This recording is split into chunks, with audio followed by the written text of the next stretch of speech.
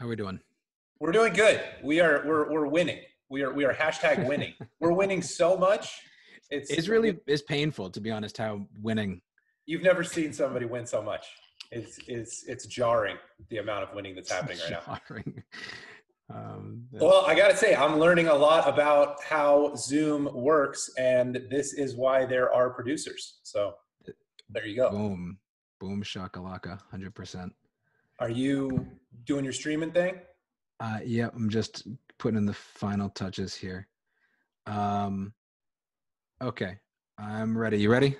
We're on, man. 3, 2, 1, okay. Boom. We're live. Boom. 3, 2, 1. We are live. Okay. What's going on, man? All right. Well, you and I are talking. We got to say hi to everybody else. Hey, everybody else. Everybody. Devin and I have been here talking. So this is the first ever that I'm aware of. I'm totally sure many other people have done it. Crosscast, where we're both podcasting to our own podcasts at the same time. That's right. Double dipping. We call it double dipping on the West Coast.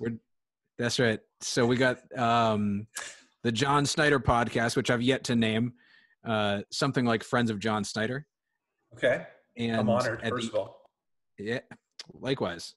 And at the edge of knowledge. That's what I'm going with right now. And we were sitting here trying to figure out like what we do on our podcasts. And unfortunately for everybody watching, we both have like super loose podcasts where we just let the guests talk about whatever they want to talk about. So that's not unfortunate, man. It's fortunate. I think that we as people, without getting on my soapbox, I really do feel this in my heart, are so oversaturated with bullshit. It's just there's so many people are inside of a static story, a narrative that's already been written. And that shit is tiring, man. I got to tell you, John, I was right away impressed by you with your spontaneity, with your, with your gusto, with your spunk, just with your, hey, you got a joke ready. I am impacted and magnetically drawn to people that are authentic. I think we all are. I think authenticity authenticity wins. You feel me? It's a force. And you can't get in the way of someone who's authentic. There's nothing you can do. Like if you dislike them, you right. I think that we need more of authentic dialogue that's available to the media consumer. And it's not like it's my idea. The person that spoke to that I thought was really interesting is Jordan Peterson was talking about how he got so popular. Are you familiar with him at all? Yep, I love that guy. Yeah, got turned on to him a year ago. Right. And he said, and he has a phrase that is descriptive of what I'm trying to get at is you don't confuse yourself with the wave, you ride the wave. And he says, I'm nothing special. It's that, although, that's debatable, I suppose. It's that he started putting massive amounts of content that was videos of his lectures at the University of Toronto and lectures of his that he was giving to the public about, clinical psychology and stuff while YouTube was growing massively. So there's this new revolution, right, that we're a part of. And it's that the spoken word and the digital video is now as widely distributed as the written word and instantly. What's interesting there is that I love Jordan Peterson, as I just said, but I actually saw a video or two of his before I loved him. I saw those videos he was dumping out from the university, and it didn't catch me at all. I watched a couple minutes of it and I was like, who's this guy? Who cares? And it was a few months later that a buddy of mine said, oh, you got to check out this Joe Rogan podcast with this guy, Jordan Peterson. And what I'm coming to realize, because I've seen it just a couple times this week, and then when you have a realization, and then you go back through every other time in your life, right? You say, oh, that's the truth. The power of an introduction, right? If somebody says, hey, this is Jordan Peterson, I love him, versus just crashing into it. You know what I mean? Crashing into this individual here or there, is really powerful. I'd like to introduce you. Please. This is not authentic at all. I wanted to do this a minute ago, but I wanted to hear what you're saying too. I crashed into you. We crashed into one another on Instagram, and I really like the content that you put out on Instagram. There's a lot of people wishing well. There's a lot of, go get them, be inspired, be in touch with, You can do it. Yeah. you can do it, be in touch with the universe or something. You have a unique spin on things that I really appreciate. Likewise, I think that you bring an authenticity to it. There's a real nice thoughtfulness to your posts around spirituality or mental fitness, mental wellness, that just really resonated with me. I see these posts all the time, but I saw some of the unique quotes that you put out, and I said, you've really taken, you're not just regurgitating something that someone else spits. You know what I mean? Oh, I saw this quote recycled 6 other ways. You put out things that are very thoughtful and inspiring. Well, in I a really kind of a appreciate spiritual that. way, That's really kind of you. for lack of a better word. My ego and like my want of validation wants to drill in and be like, well, how am I different and this and that? But that's not important. I think a thing to speak to that is a way of representing what we're talking about that I found in a great book.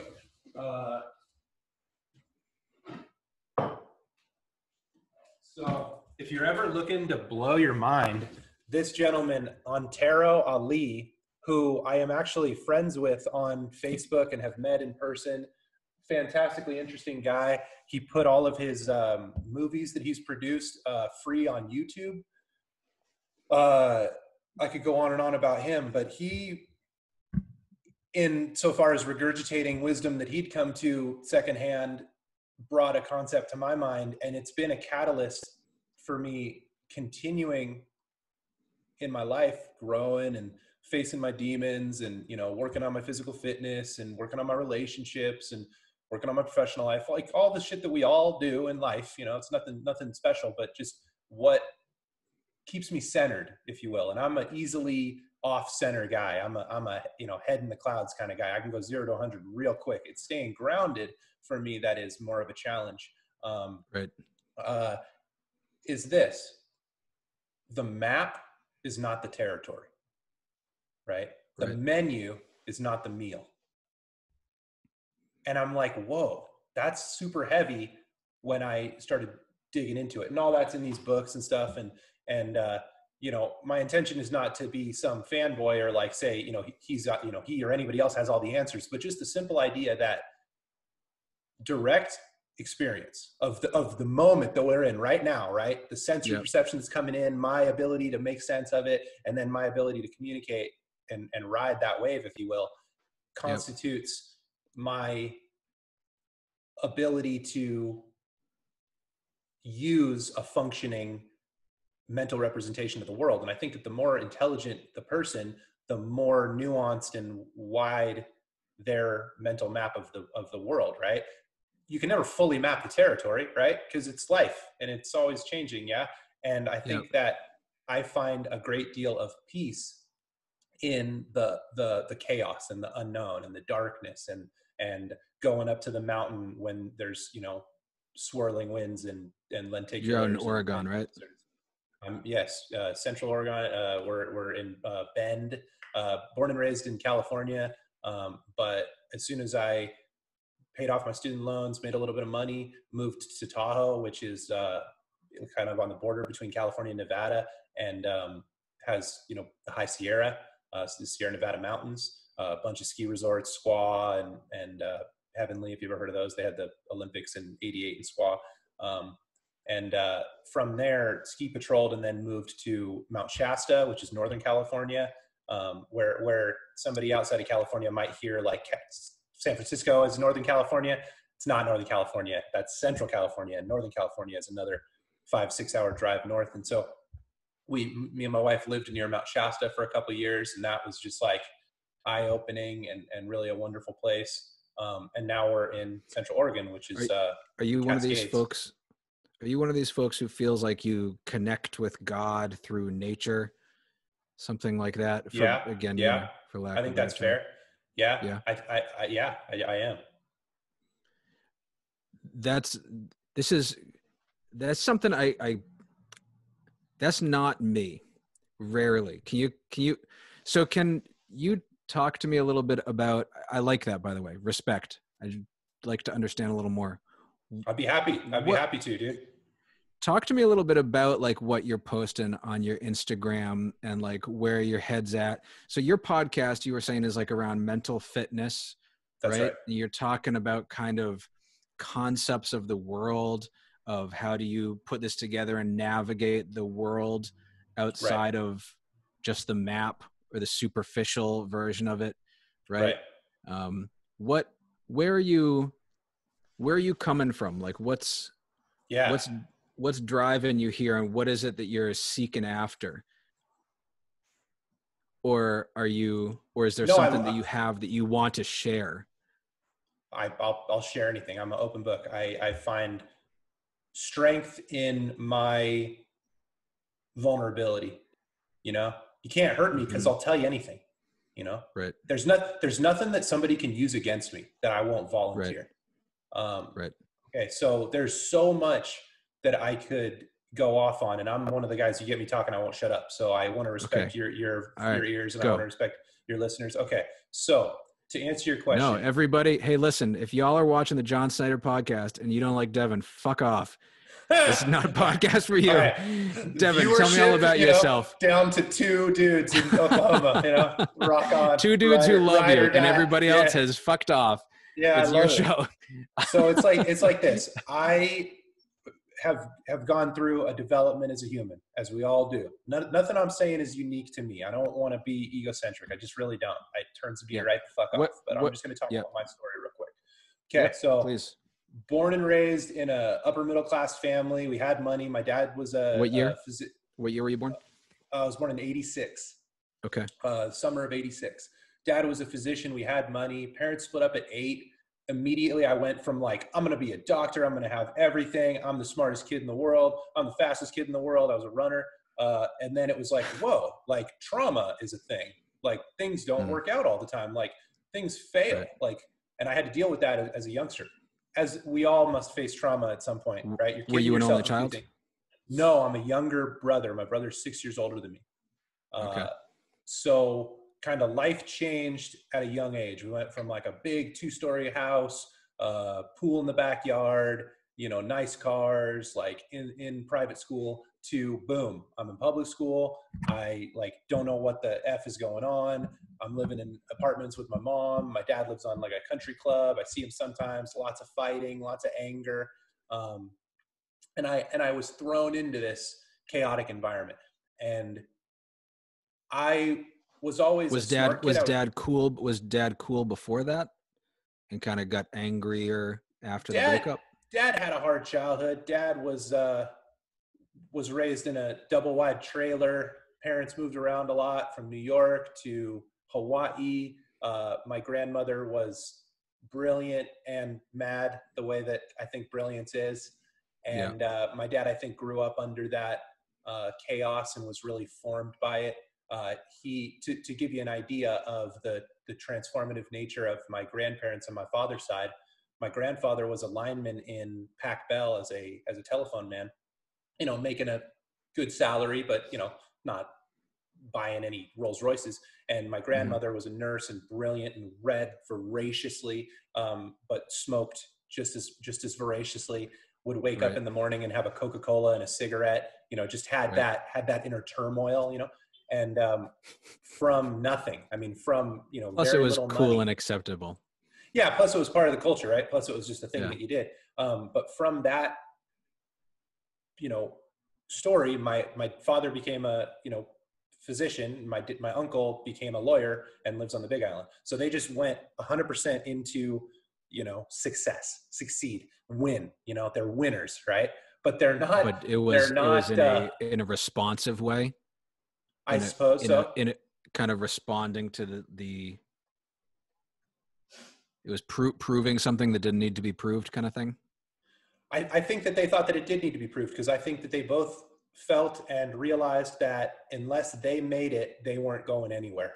Unless they were successful and were able to pay their way, they didn't have a Okay. pot to piss in, and they did. And they busted Okay. their ass and worked really hard. And, you know, my dad's the kind of guy that never got a B, you know what I mean? Just that kind of mentality, you know?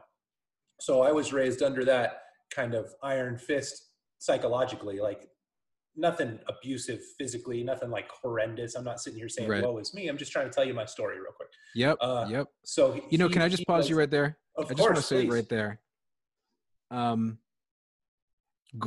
Growing up, I feel like a child of the 80s before the internet, you know, everybody shared their story and their little mini traumas, right? And everybody I was friends with, we knew, oh, this his dad sucks, and this one really, you know, is abusive, and this one's pretty cool, and so on and so forth.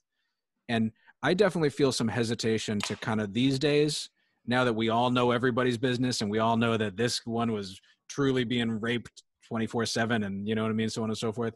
I feel like those of us in the middle who have a story to share that wasn't terribly traumatic or terribly wonderful often feel exactly what you just said there, is like, well, I mean, I got a story, but it's not worth sharing.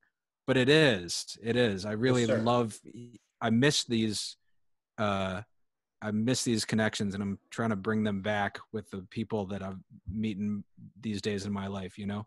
Tell me what's your story. Tell me what's your trauma. And if it's, don't worry if it's not traumatic enough, but I want to know what's all the ups and downs. You know what I mean? Right. We're not casting the blockbuster just yet. We don't need to fucking storyboard the movie. No, I get it. And I really appreciate that. And you're not the only person in my recent past, in the last month, that's come to me with that exact message. You have a story and people want to hear it. And this is my best attempt to distill who I am and where I'm at without wasting anybody's time. So, you know, had the expectation of excellence, right? And I met that expectation. I was the most athletic kid in school, in grade school. I was the smartest kid. I got the, you know, straight A's. I got a, you know, over a 4.0 in high school. Got a, you know, killer GPA. I was going to go to, you know, Ivy League school. But the thing was, at 8 years old, what I was standing on broke. So now I'm being asked to do the high jump, but I'm in the water. You know, it was like, what the fuck are you talking about? Like, I'm playing a game that I'm no longer even in, you know? So everything changed, and that really catalyzed a huge evolution in myself. Okay, fast forward to college, because I've continued to play the game through middle school, through high school, dealt with, you know, feuding parents, but they're split up now. It's all good. 2004 is when I graduated high school. I had a 1410 SAT, and this was before there was like at a 2100, it was at a 1600, which was a pretty darn good school. Score rather. Good. I was like second or third in my graduating class. You know, my peer group became doctors. Did you enjoy rising to the challenge, or were you under the iron fist? It's a good question. I gamed the system. I knew how to put minimal effort such that I got maximum results. That whole 80-20 thing that you hear, and these productivity experts like Tim Ferriss and Gordon Cadrone, and I did that in high school. I got it. I saw the game being played, and I could play it as good as anybody. What is the game for somebody who'd like to game the system, in short? Understanding the metrics by which you're being judged. Okay. And don't waste energy on anything but that. You want to make money? Put all of your energy towards the operations that you iterate upon that make you money. Money isn't the most important thing to you. Okay, what do you like? Relationships? Spend all your time cultivating positivity in your relationships, right? Understand the game. You got to know the rules of the game. Because if the person that's judging you is playing a different game than you, you're already fucked, right? Okay. So I played the game in high school, but the joke was on me. I had, right, as it often is, I had a 4.3. Sung by the Bee Gees. You feel me? I had over a 4.0, but I was on attendance probation because I was such a shithead. I would show up late to class or skip class sometimes because I was like, what the fuck can you do to me? I have an A in an AP class. Like, I have a A++, you know? Well, turns out I didn't take one of the required standardized tests for the UC system college admittance application packet. I had only applied to UCLA, UC Berkeley, UC San Diego. I was going to stay in California. And I was like, fuck. I went to the admissions counselor and they were like, yeah, you fucked up. And I was like, oh my God, I fucked up. I went to my car and I was so angry at myself. I punched the rear view mirror and I broke it. It broke off the fucking thing. I just hit. And I had to face the fact that It drove nobody down the road and got a ticket for not having a rearview mirror. Fucking A, man. Luckily that didn't happen. But it was another turning point. The reason I tell this little blurb of the story is it was another turning point in my life where the game changed. It was a different game now. Now I had to figure out, okay, how am I going to get a college education? Because my whole plan just took a 180. So long story short, I went to U of O for a year, totally fucked off, smoked a bunch of pot, partied, was really depressed because if you've never been to Eugene, Oregon, and you've grown up in sunny California, it is a miserable place to live. We live in Bend, Oregon, which is the high desert, but the Eugene, Oregon is closer to the coast and it's rainforest. It rains a lot and the clouds are like right here, like 280 days a year. So I dropped out of U of O. Seattle 2.0. Well, yeah, exactly. It's like Portland or Seattle. So, and I apologize. This is such a winding story, but I promise it has a concise point. No, that's all right, man. Go for it. It's your story. I was fucked at that point. I was dropping out of U of O. Okay. I'm in my spring semester, or my spring quarter rather, my third quarter of my first year at U of O, and I was dropping out. Something magical happened then. This is the third time a huge turning point in my life happened. If I'm recounting my life's turning points, which I think are big parts of the map, right? A road is just a line. It's where that road diverges from the vector it's been on that's something of intrigue, okay? Right. I was like, well, fuck, this is interesting. I have a whole quarter to do whatever the fuck I want. And I'm in Oregon, and I can either be a loser or I can do something that I want to do. Well, what do I want to do? These are all just internal dialogues that I'm having. So I got lifeguard certified and I got scuba certified because those were two classes that were offered during spring quarter. Okay, so then I reapplied to colleges as if I'd never applied to as if I'd never gone to U of O. I just applied to the UC system novel and never mentioned U of O because I got shit grades. And they accepted me just on my high school shit because my high school shit was stellar. Move.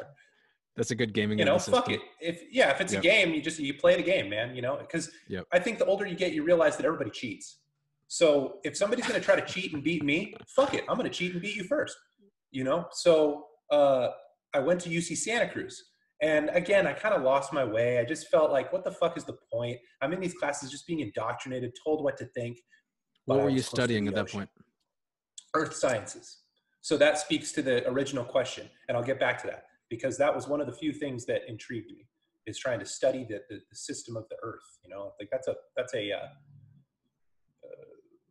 worthy goal, I suppose, is what I thought. So the thing that kept me sane in Santa Cruz was that I was able to surf, and surfed. I did. I really majored in smoking weed and surfing, and I somehow got a bachelor's of science in earth science. That was what happened, and it took me a long time. I took many semesters off. I went to Hawaii and stayed with my uncle. I traveled. I took 14 years to get a degree. Holy shit. Yeah. So you know the 10-year plan. Yeah. I know the plan. Man. Yep. Yeah. So I'm embarrassed because I'm going on so long, but I'll tie it up with a bow here because I think it'll make sense. I get out of college with a bachelor's and with a lot of love and respect for the ocean because it kicked my ass, almost killed me, made me able to dance with big swell. And it was a real transformative experience to surf as much as I have. Okay. Fell in love with parts of the ocean. And the way that I describe it is if you surf, and I think by extension, there's other things like it. If you I don't, off the top of my head, skiing is definitely another one like it. But when you surf or ski, you have a relationship with a place. Okay. You learn that place in all of its different moods, just like you have a relationship with a person. You see what's underneath because you Were you see them always with down all at of their one different, beach or beaches where you knew, for mostly. example, where the rips were, so on and Yeah, so forth? exactly. Mostly. Mostly I would go to a place called 3 Mile and Davenport. There's a handful of places that I would go 95% of the time. Right.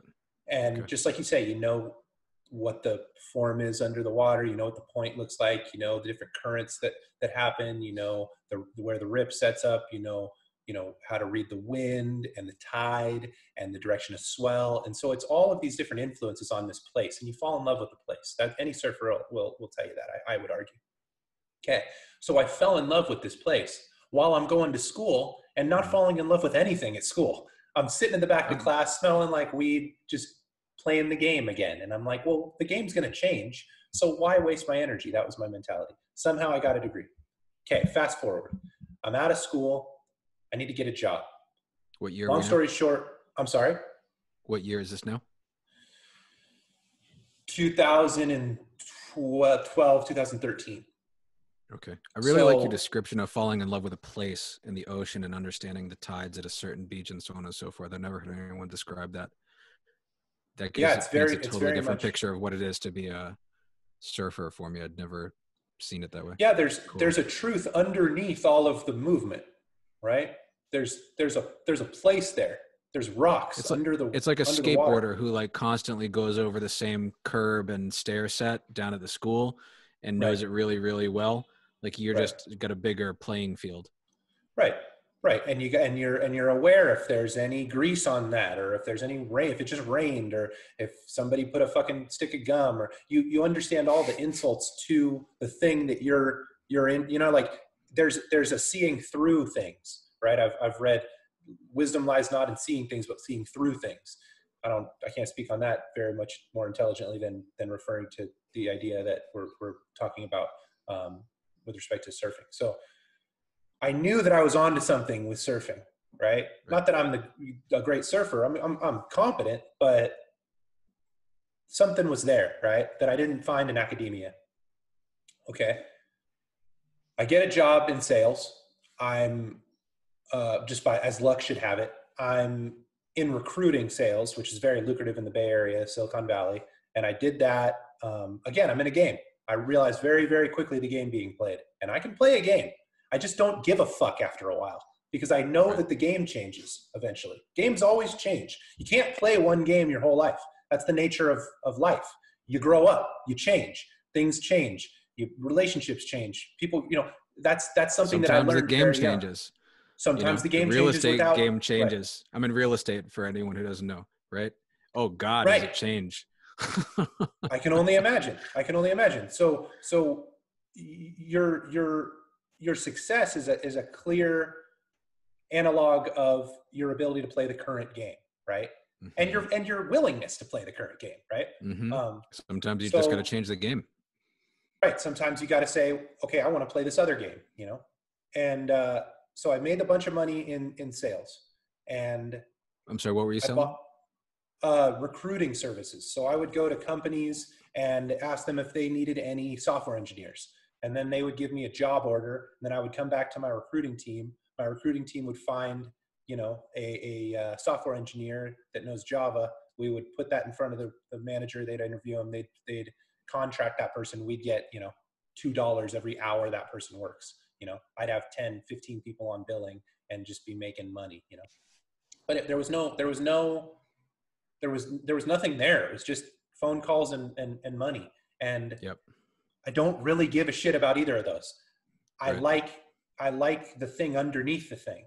And one of the reasons why I appreciate you letting me tell the story is because I think there's something underneath this kind of banter. Is I'm trying to give you an essence of me, and you're kind enough and respectful enough and honorable enough to allow me to do that, and I really appreciate that.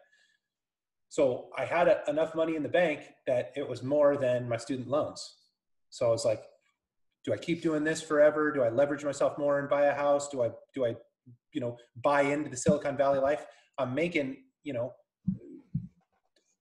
$4,000, $5,000 a month, but I'm paying $2,500 a month for a fucking 1-bedroom apartment. So I'm on the treadmill. Fuck that. I don't want to be on the treadmill. I'd rather be in the ocean, right? So as soon as I realized that I could buy my freedom, I bought it. I wrote a fucking check for like $27,000, paid off my student loans, moved out of the Bay Area, right? The Bay Area is crazy, man. If you haven't been, traffic's nuts. It's probably only second to LA in terms of congestion and pollution and you know, great restaurants and so forth, but just wasn't for me after a while. I didn't get that soul grounding, healing vibe that I get from the ocean in the city. Okay, so where were you surfing at? You were surfing in the Bay Area? Yeah, so the San Francisco Bay Area is above the Monterey Bay. So the San Francisco Bay is like that. The Monterey Bay is like that. So I would go to Santa Cruz, and just north of Santa Cruz is you've heard of Mavericks. Mavericks is like a half hour north of where I would surf a lot. A place called 3 Mile Beach and 4 Mile Beach and Davenport and Waddell Creek and Scotts Creek. Lived there for a little bit while I was in college. Very, very, very beautiful part of the world. The Pacific Coast Highway, which is where everybody wants to have like a little red Porsche and drive up and down the coast. The Pacific Coast Highway is something gorgeous to see. And there's really wonderful secluded beaches to surf a little north of Santa Cruz. In Santa Cruz, it's surfing in town, and there's a lot of competition and people trying to really show off their surfing. And I surfed there a fair bit, but that wasn't for me. I'd rather I'd rather walk along the Brussels sprout fields for a mile and be somewhere where I know there's fewer people and big open ocean swells and really fun point breaks, you know, big waves. So moved to the mountains because I didn't see a way that I could move to the beach and make a living and have a reasonable cost of living. So moved to the mountains. Okay, this is where I'll stop the story because I want to make this very clear point. The earth doesn't play games. The earth doesn't give a fuck. The earth is not trying to win. The earth, Gaia, planet earth, our mother earth, right? Let's be spiritual with it, is not trying to one up you. She doesn't give a fuck about you. You are a part of her. You feel me? You are like a piece of hair on this body that is the earth. And I fucking love that feeling. I love being on a mountain ridge with 70, 80 mile an hour winds whipping, and you're just like, holy shit, and blowing snow and feeling the crunch of the snow under my feet and evaluating what the snow is doing. I've skied my whole life as well, longer than I've surfed. My parents, when I was a little kid, got me on skis when they were like at Club Med and stuff. So skiing's always been close to my heart. And as soon as I bought my freedom, I went and became a ski patroller. After my first year of ski patrolling, I became an EMT. My second year of ski patrolling, or was it my first year of ski patrolling we met? First year. My first year of ski patrolling, I met my wife. She was a J1 visa immigrant from Brazil. I'm like, that's a beautiful young lady. I want to get to know her. I meet her, and we fall in love. You know, I found one of those Brazilian ladies on a visa, right? So, so this is what I want to put to you and your audience. When do you experience the lack of game playing?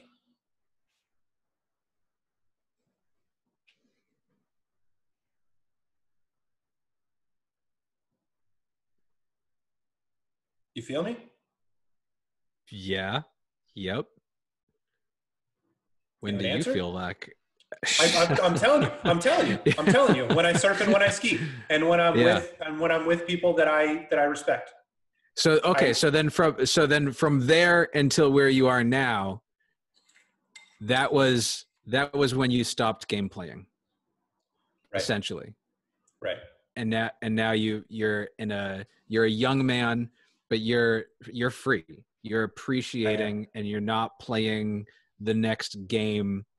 You're not looking for the next game to conquer on someone else's game. Yeah, I don't care.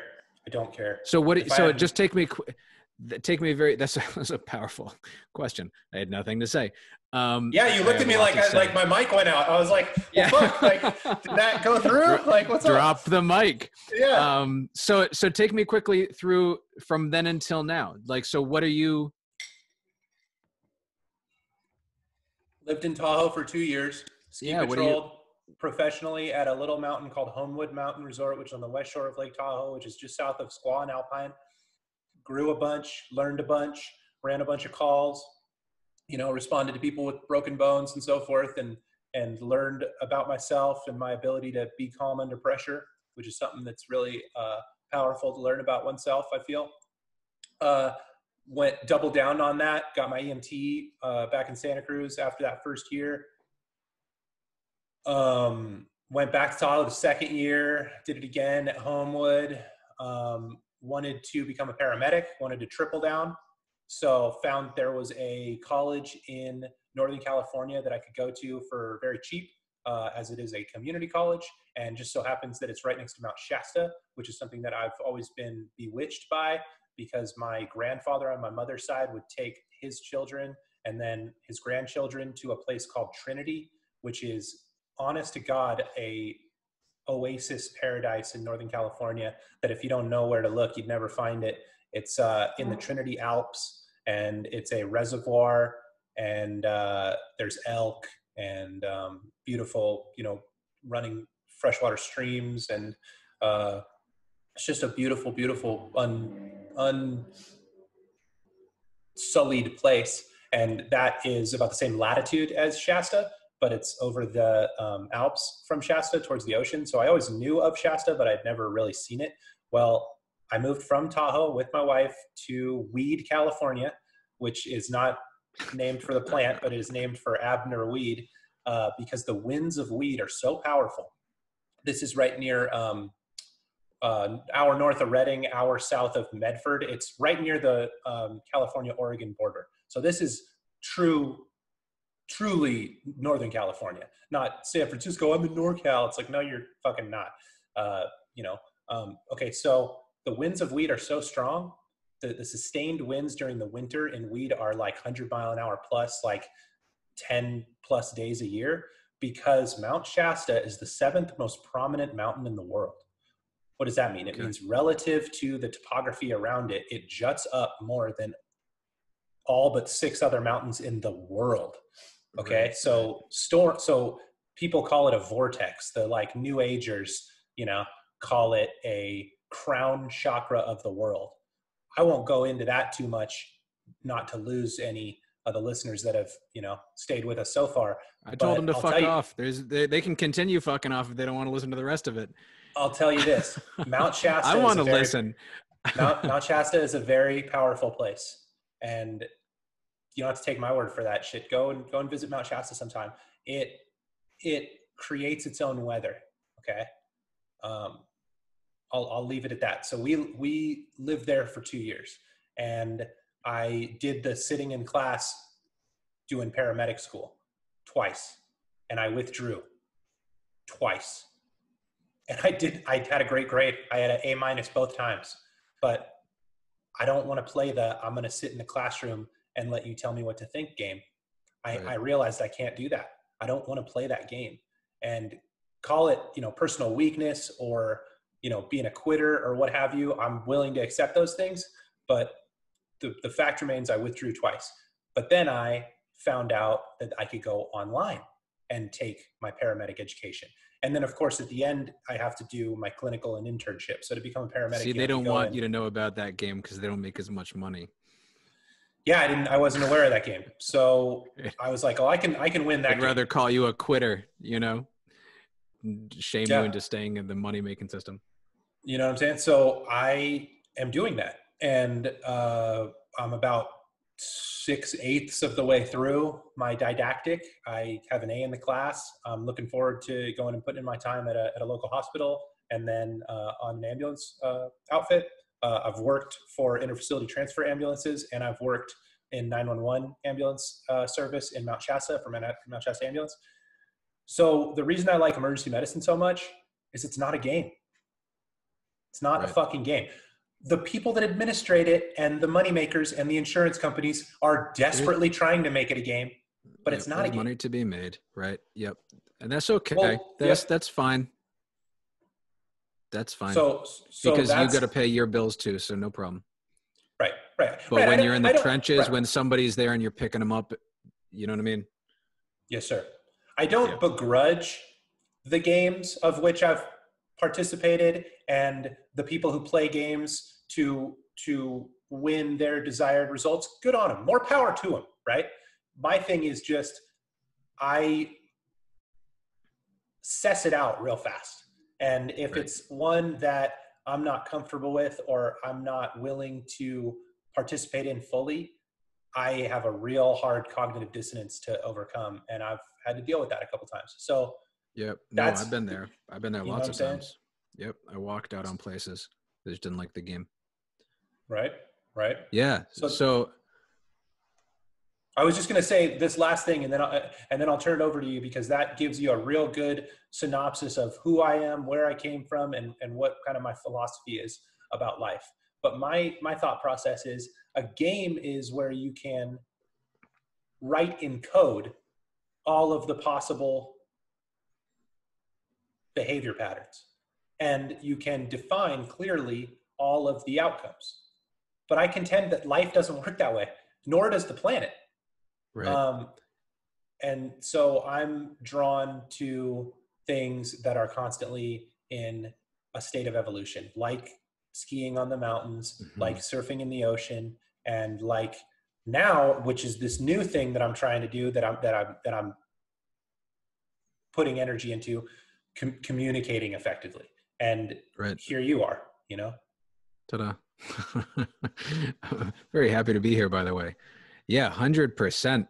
100%. Yeah, interactions with people is totally I'm not coordinated enough to go skiing or surfing or skateboarding or anything, you know. Um, but I'm coordinated enough to give a fair shake at relationships, and it's no joke. It's a thrill, you know, the people you meet and the opportunities to interact with people in real time. You know that I started my business doing real estate this past year after 6 years of playing around with it and a couple of years working for somebody else. And the biggest piece of it really is just that, is just relationships. Because, and I'm focusing on commercial, which is, by the way, you know what I mean, like 1 out of 100 transactions, 1 out of 500 transactions, I don't know, you know what I mean, they're Sure. few and far between. And so what do? You know, you just meet people, you interact with people, you which is great. That's what I've been doing my whole life anyway. I just wasn't getting paid for it. Do you know what I mean? It was suggested to me in my couple of years working for somebody else, like, you know, you're really good with people, you know. And I'm looking You around at the are. other guys who, thank you, man. You know, I'm looking at these old guys who are good in the game and been there for a long time. And what do? You know, they wake up at 11, they have a couple of drinks, they go golfing, they come into the office and have a couple more drinks, and then they make one important phone call to that one guy, and they laugh with him for a while. And but um but it it all boils down to relationships to get to that point right there, which is a dream come true. That's awesome. If you can take your relationships and make money off of it, great. And then you do a deal with this guy, right? Eventually you get a lease for him, or you sell his building, whatever it is, or he trusts you to help him buy a building, so on and so forth. But you've gone through 1,000 other people who either the end result is that you're with people who you really like and who are like-minded, just like you would be with anything else. If you were into Magic the Gathering, you know what I mean? There's no money to be made, but you're going to go every Friday night. You're going to make friends with everybody who shows up. And then if you do it every year for 15 years, every week for 15 years, you're going to end up with a core nugget of people who love the game and love you enough that they came back to that location for 15 years. You know what I mean? And Sure. so I'm embarking on this journey here, just, you know, really enjoying the process of getting to know people, connecting with people in a really real way. And along the Right. way, I'm meeting all kinds of people who I'm never going to do a deal with. and that's absolutely fine because I've been doing this my whole life anyway, just enjoying people, right? And trying to connect with people and be really real, both share myself so I can understand myself, right? So by sharing with you, you're a mirror to me. I'm able to understand myself better by sharing myself with other people. Honestly, I'm able to source out the people who will deal with me and the people who hate me. And that's great, right? By being honest and vulnerable and putting it all out there for me to kill before you can. Uh, I end up only with people in my life who like me, who put up with me. Do you know what I mean? I Or do. which doesn't mean that I'm always right about everything. You like me, love me, or hate me.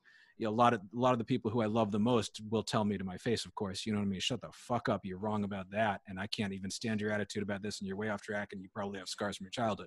I say, okay, thank you for the feedback. Fair enough. Yeah. So, let me go Well, think you're about not that for the wrong. afternoon, but don't go anywhere, you know? Yeah.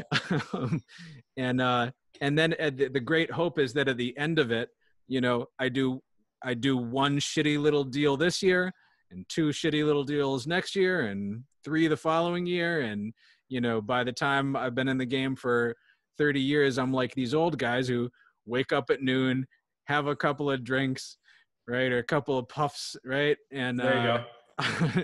depending on the day of the week, and you know, go into the office, make one phone call to somebody who's become a friend over the years. Do you know what I mean? And Right.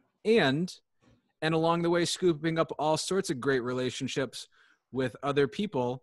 You know, I've always done it casually. That's who I am, right? But like now I'm doing it like relentlessly. Like it's my job to interact with people. You know what I mean? They're great, Right. no problemo. Originally, I wanted to be an English teacher, not specifically because I liked English. But English growing up, born in 1980 and going to school was always like read a poem and talk about your feelings. And I thought that was very valuable. I really liked showing up in English class and being able to talk about my feelings and listen to everyone else in the class talk about their feelings, which is where you get those insights into like, oh, wow, Janie, I think she literally, her dad's raping the family. You know what I mean? Like, she'd be nice to this girl. You know what I mean? Jimmy over here, he's really bitter because his dad's a over zealous dick at work, but he's not as bad as Janie, but he probably needs a little extra love too. You know what I mean? Right. Jimmy over here is just a little prick and nothing's going to get through to him because he's spoiled and he needs 20 years to go, you know, not make any friends before he realizes he should act better. You know, you don't get that in math class. Right. So Mm. now it's my great pleasure to plow through people, you know what I mean, at 1,000 miles an hour, scooping up social media connections, scooping up phone numbers at meetings, sitting down, having coffee, having Zooms, and it'll all work out. You know what I mean? In this game, as far as the money goes, you know what I mean? Like I say, a handful of deals over the years will really pay for itself. And then in the meantime, I just get to meet a lot of people, interact with a lot of people, and have a lot of conversations that are really helpful for both me and for others. You know what I mean? Share your story with me. Let me share my story with you. You know, let's all move forward together. Well, And let's hear your story. I understand that working backwards, 6 years you've been in real estate, but it's only been a year you've been working for yourself. yeah, so 10 years in real estate. There's the first Okay. 6 years or so I was out on working kind of just part-time a little. I got my license and I was kind of messing around a little here and there, doing some rentals, selling occasionally a couple of multifamilies to some friends. And then about 3 years ago, I started working full-time in commercial for somebody else on a salary, in an office with like these like high power brokers who'd been around, you know, forever, a lot of experience, a lot of just a lot of experience. Do you know what I mean? And kind of detailing what I'm just saying right here, you know, it's like relationships. And so after a couple years over there, I actually, I wanted to do something on my own. And originally I wasn't even going to go do some commercial real estate on my own. But after a couple months kind of walking in the wilderness, I said, what the fuck are you thinking, John? You think you're going to start your own business. But I think that the business that you've seen the most and been the closest to is some commercial real estate. And I think that's kind of your field. You know what I mean? Like, do you have any problem with that, John? I'm talking to myself, No, I like it. Do you know about it? Yeah. You know about the legal contracts, you know about the relationships, you know about the back office shit, you know about the, crunching numbers and pulling comps, and you know about all of it. Yep. Okay. Oh, my computer Oh, died there here. we go. You came back. You're good. Did I? Yep, you froze for Okay. just a moment. Hold on. I don't know why that happened. Let's hope that doesn't happen ever again. So I said, yes, John, you know about all that stuff. There's really no other, if you want to start your own gig, you really should do what you're lined up for. Now, so I've been doing this for a year and selling a couple of, shitty little properties and writing a couple shitty little leases and meeting a ton of people and having a real blast. Just like I say, like full time, just enjoying people, and it doesn't matter to me. I'm always happy to, I think previously, because I didn't come from any kind of money anyway. Where were you born and raised? Yeah, so I'm oh, hold on, I think my stream stopped. We'll restart the stream. Okay. So I was born in 1980 in Worcester, Massachusetts. Didn't live here long. Grew up in New Jersey, outside of New York City with all the Guidos and Italianos, and until I was about 17. And then my mom's family is from Massachusetts. So my grandma was kind of sick, so we came back in 1997. And my childhood was largely, well, I won't say it was largely uneventful. My family personal life was largely uneventful. My parents both had sort of some of the difficulties in their childhoods, and they'd really hung on to religion to get them through that, and it really was and is a solution for them. And so I give them so much credit. They raised us really well. They were just like really nice to us. I can't give them any credit for teaching us how to make a dollar, start a business, turn a dollar, save a dollar. They couldn't figure that out. They're also not super duper at health.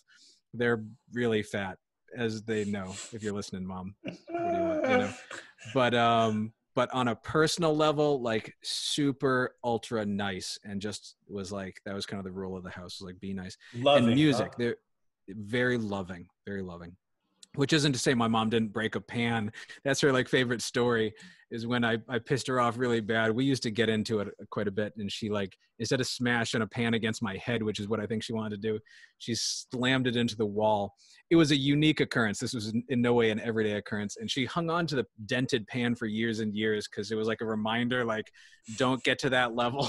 That's awesome. But you're saying music. Yeah, well, I should also add that in my young years, talking about the traumas that I don't think are really important enough to cry about anymore, but just kind of my own personal story, like from my feels, socially outside of the house, I wasn't having a great time really growing up. My family was too fat and too religious, and Bad combination. yeah, bad combo. And I just wasn't the coolest kid in town. And also being such a nice family, like very like, don't fight, just be nice to people, turn the other cheek. Like, might be a great philosophy, maybe for kids and adults, but when you're a kid and you're turning the other cheek, and it's the 80s in dirty Jersey, you know what I mean? Like, I just got run over by a lot of kids in town, and really, had a difficult time growing up, needless to say. So, but around 21 years old, I went off to college. I tried to be an English major, thinking that I would be a helpful teacher for the next generation of kids. I smoked a lot of weed, and played a lot of music. My family is really into music, and what I wanted to do is make a career of the music. And when I graduated in '98, like everything changed. I don't know if I would have known what to do had things not changed, but like Napster came in, digital music came in, and like the whole music industry just went, and MTV went out. My dream was to be on MTV and sell, cassette tapes or CDs, right? It was like, so, but with no business knowledge and no sense of what to do, I really couldn't figure this one out whatsoever. I tried from around 20, I kind of got over all of my childhood trauma, which was pretty intensive, I should say. In my mind, I had a lot to fight through. And I always had a lot of good friends too, I should say. Give them a lot of credit, people who I'm still in touch with to this day. But as far as being social and being out there and really enjoying other people, that kind of came to me after I was about 20 years old, because for the first stretch of time, I was really kind of scared and bullied. But after about 20 years old or so, I kind of had a come to Jesus moment. Was like, yeah, I'm okay. I don't need to buy into any of this shit that other people are putting on me. Everybody in town put me down saying bad things about me. And just, yeah, I just don't believe any of that. That's kind of what I came to. What was the turning point? What was the stepping stone? What allowed you to change that mentality or that thought process? So I met another guy. So it was through at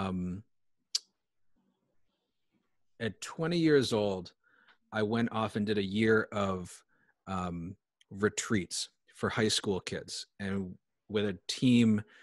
It was actually teams. There's this group called Net Ministries out of St. Paul, Minnesota. They're Catholic, kind of like Catholic charismatic. They're these young kids, and they love Jesus. Sure. And Jesus is cool. Yeah. You ever see Dogma? The Buddy Christ? Yes, they're totally there's like every year they recruit like 120-year-old Buddy Christs. Yeah. And they're big, huge hearts. You know what I mean? So I went off and did my mission trip with my big, huge heart.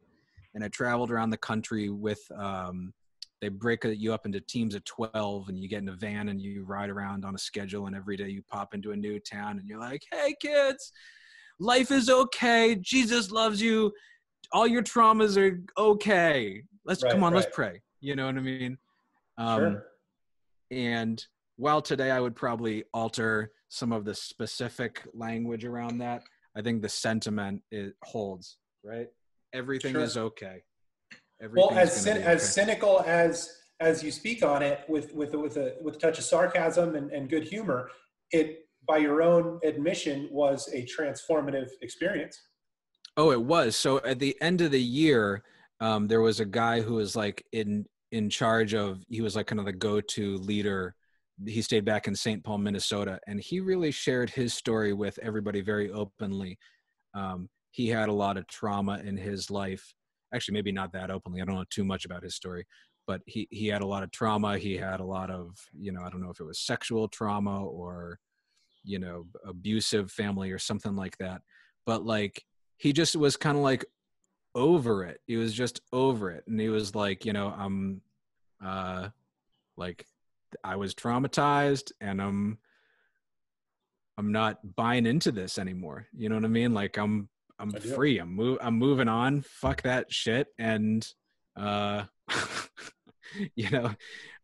everything is cool. I'm going to, I'm just going to, I'm trying to translate like the Catholic words. There's like a lot of Catholic words that I think, cause I really don't buy into a lot of the religious aspects of it, but I think there's, I want to drill into that. Of it. I'm not to interrupt you. I apologize, but I'm super interested because you were raised Catholic. You went to Catholic school. I went to private Catholic high school. I did go to Catholic school. Yeah. You clearly were given something that was greatly valuable in terms of its ability to help you evolve as a person and grow and somehow learn how to defend yourself interpersonally or believe in yourself, or, something happened, right, from these retreats and so forth. And yet you have a let's say healthy skepticism of religion.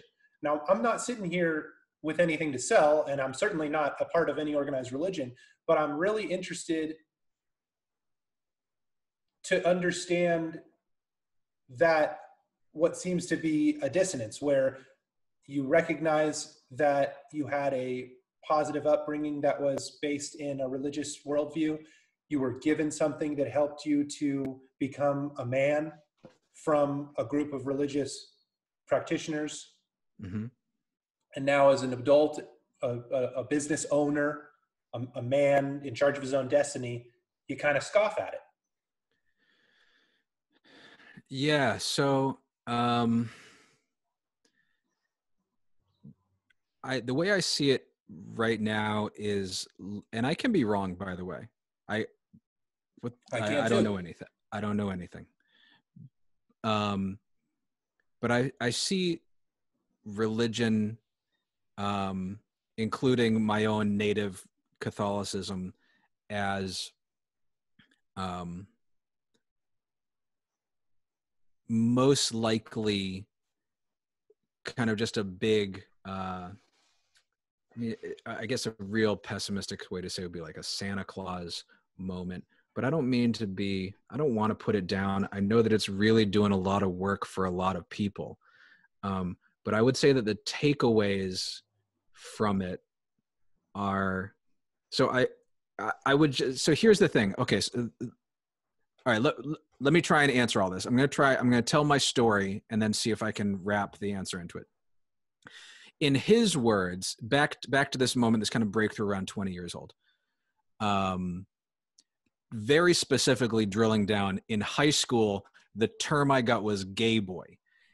There was a whole crew of guys who called me gay boy.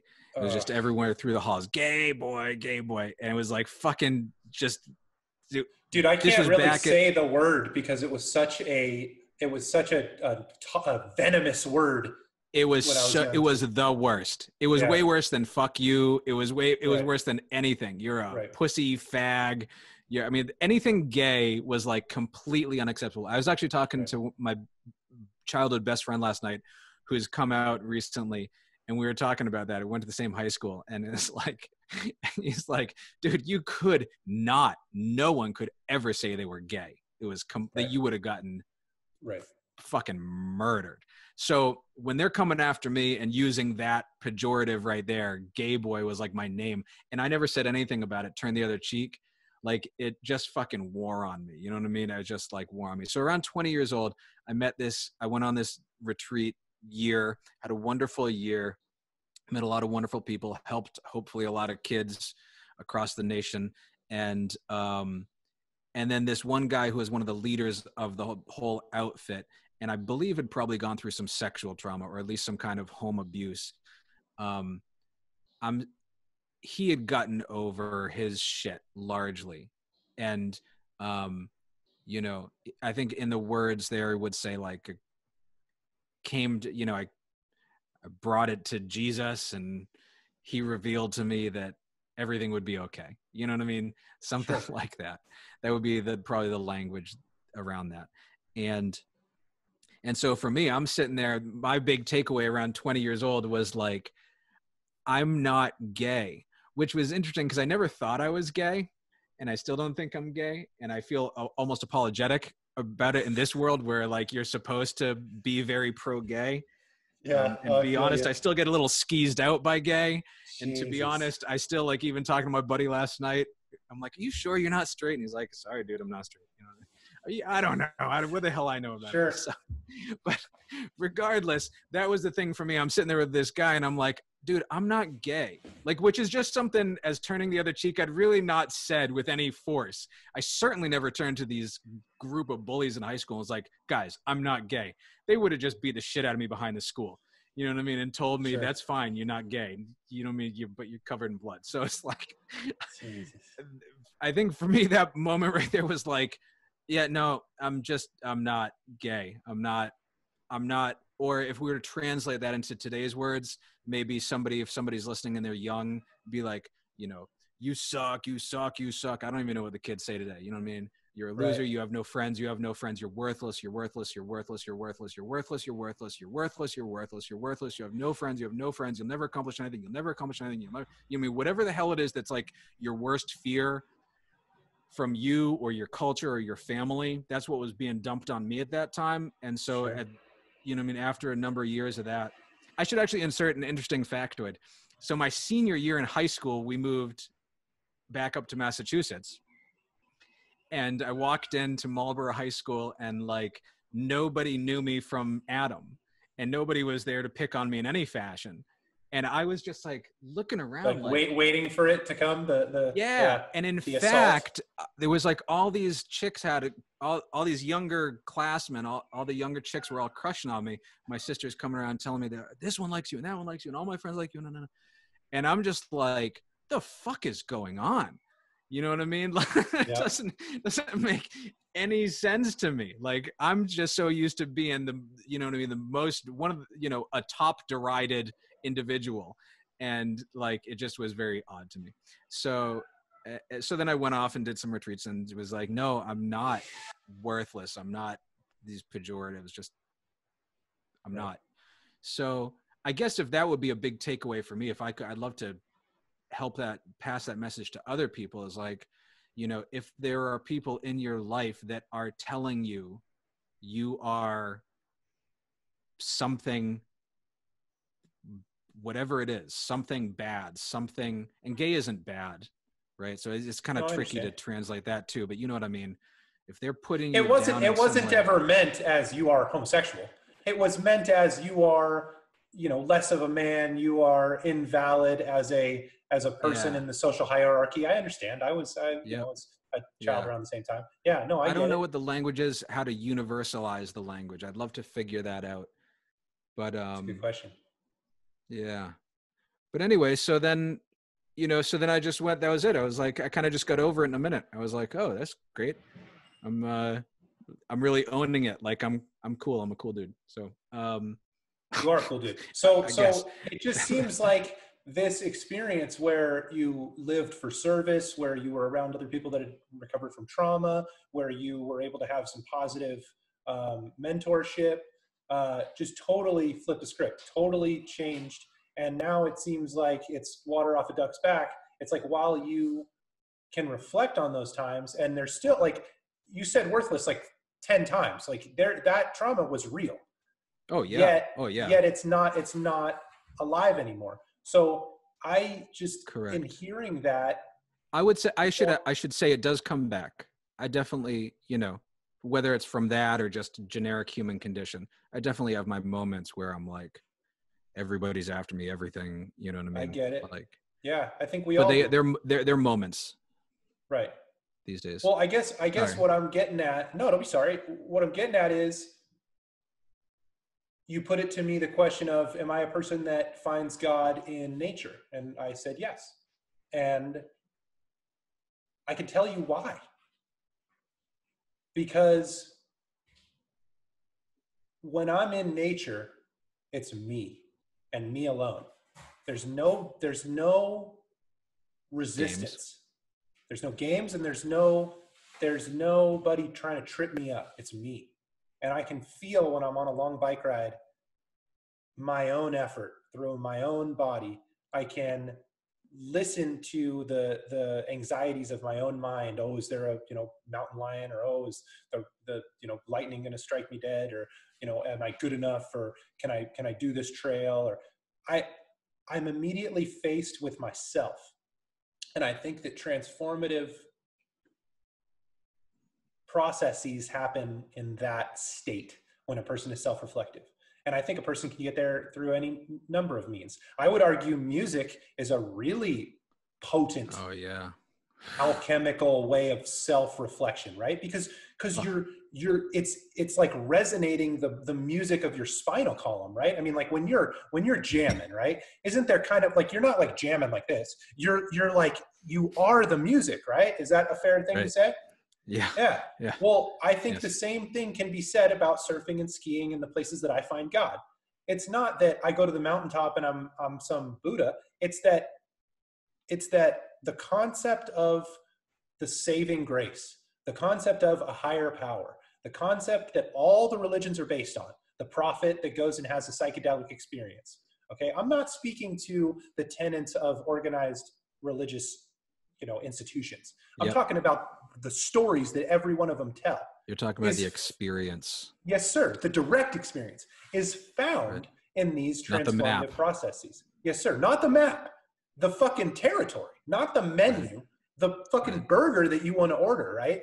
And I think that's the difference. That's what I saw in you when we connected, is I see a lot of people who really there, and this is a stage I think that people go through, is you see the map and you believe it. You're like, oh shit, a fucking treasure map. And you're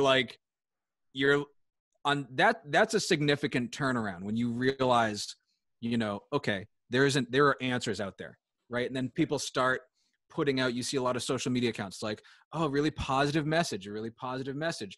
And then you look at their account and you're like, this person has no experience. They're posting all these maps that they found, and they're really excited because they've come to believe, they've had a real change of heart that solution is available. But they don't have the experience of, they're still lacking that experience. And that's not something to point a finger at, by the way. Like for me, I hear you. I couldn't have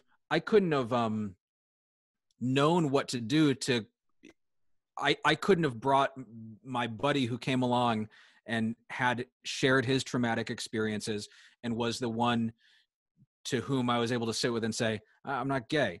That was an outside force that came into my life, so no finger pointing for people who are simply sharing maps and maps and maps, right, and good words regurgitated. Right. That's kind of like opening the doors and, being like, that's the first step. But the next step is to start experiencing, crashing into it, meeting people, right, coming up with words of your own, yes, standing on mountaintops. Yes, sir. So I've got a couple questions for you. There's an anecdote too that's good that comes from this guy who I have a lot of respect for. He was doing an interview with what's his name again? His name is Antero Ali. I highly recommend him. He has websites. There's para theatrical, like think theatrical, theater, theatrical, but paratheatrical.com, and he has a website verticalpool.com. I'm crazy, but I'm crazy in the way that lends itself to intelligence because I'm a very right-brained thinker. I'm willing to think outside of the box. I'm either, like if you have 20 people in a room and you ask everybody a question, I'm either the slowest person to come up with the answer, or I am well in front of everybody else in answering a conceptually difficult question. And that's just how I am. I think in a certain way that is willing to, and one of the reasons I'm a huge Elon Musk fan, and he'll really tell people he thinks in first principles. So if there's a question and there's a whole body of knowledge in trying to answer that question, but we haven't pushed the science forward, he's willing to say, well, fuck all of that. Let's just try to start from the very basic premises and see how we can get there with throwing out as much needless map as possible. Okay. So here's my questions. Number one, what's been the journey from 20 years old, major catalyst in finding yourself, if you will, to freeing myself? I don't know if I'd found myself at that point, but I freed myself. Okay, that's interesting. From what? From the ties of having to respond to input to just like being, well, from I guess from just believing on some level that I was worthless, that I just heard that I was just so bottom of the barrel. You know what I mean? Right. That I finally spoke against it. I finally said no. I like that. Which is, I think, probably exactly what I said. I probably had a good laugh too, like just kind of ironic. Like, I don't think I've actually said this to anybody. Like, I'm not actually gay. I'm not actually bottom of the barrel. However you want to, whatever your bottom of the barrel is, that's not actually me. Sorry. I get it. So at a certain point, there was a recognition of of everybody else as another self, just trying to make sense of an incomprehensible experience of consciousness, and realizing that what they were putting out was not pure truth, just as what we put out is not pure truth. It's our distillation of our own experience, right? And Right. like, you know, so my kind of inspiration, motivation, the thing that keeps me going is feeling connected to what is both above me, and that being things that exist beyond me, weather, and then things below me, like the undercurrents of how people perceive me as a person, and the dynamism of interaction. So what I wanted to put to you is, you're very charismatic. You carry yourself well, and you articulate, and you're extremely well communicated. You're communicative. Okay, you're very articulate. So where does that come from? Where are you pulling? Where are you, the center of your consciousness, seated when you're able to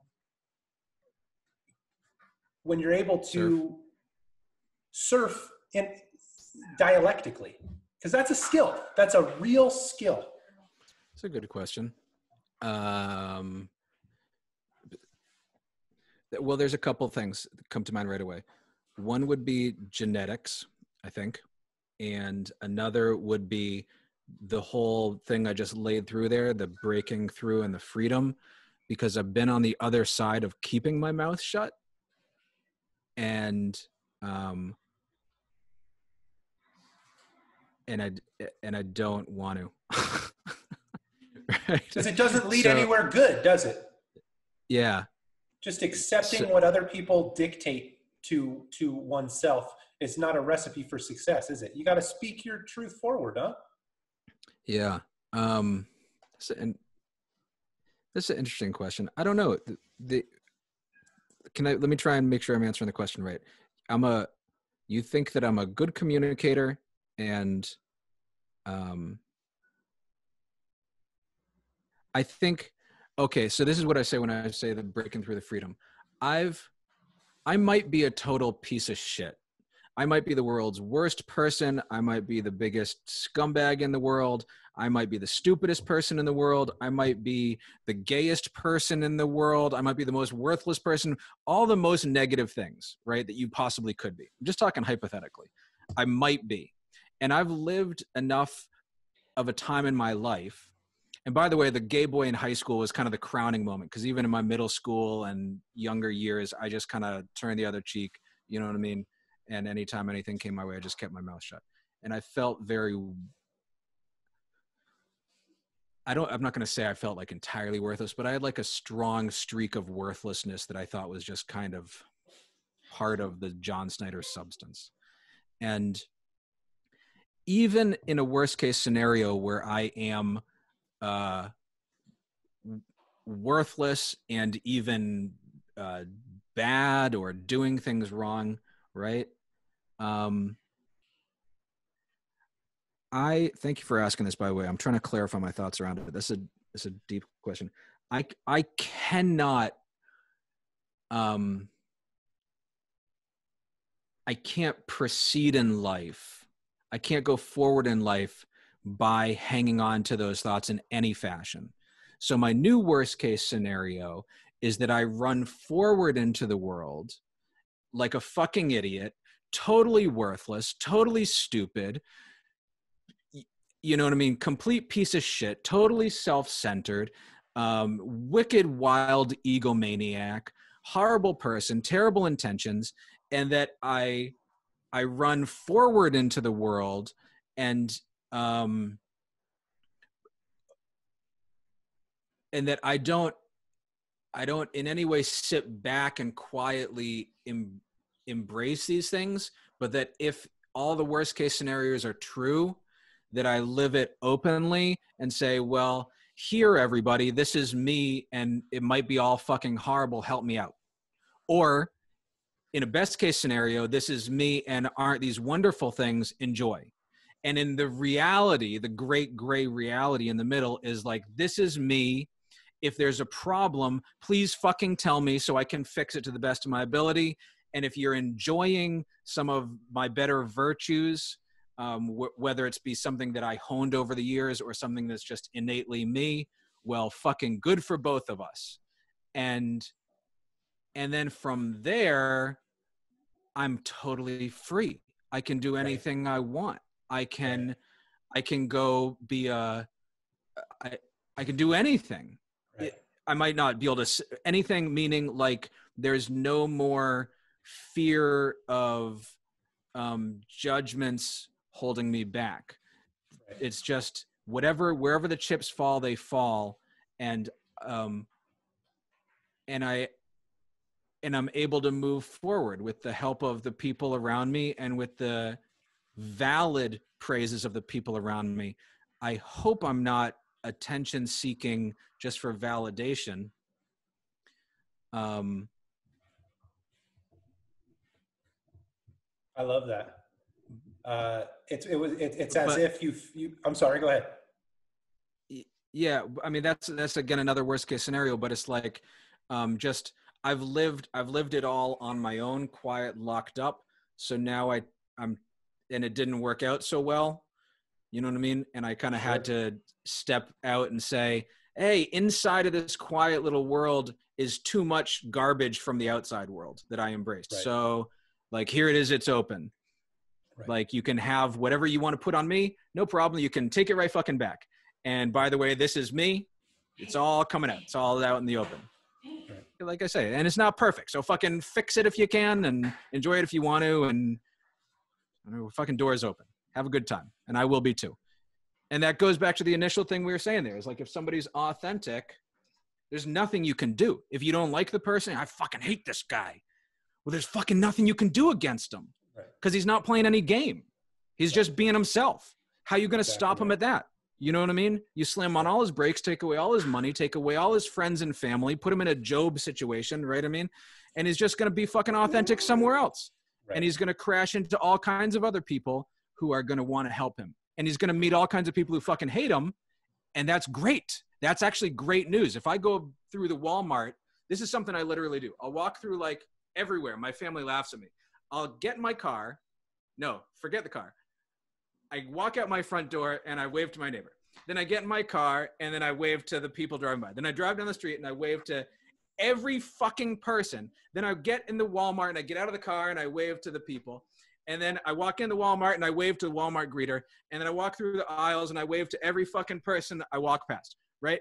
And what happens is that every fucking interaction, I'm either meeting friends or enemies, and that's fucking great. Because if somebody looks at me like, how the fuck is that? Who the fuck you think you're waving at me? Or some chick walks by and is like, I think he's flirting with me. I'm trying to just buy some tampons. Leave me alone, right? Like, no problem. Because it comes down to sales. And that's probably why I'm a good salesman too. I heard this definition earlier this year was so smart. Sales is eliciting a yes or a no from someone. Very simple.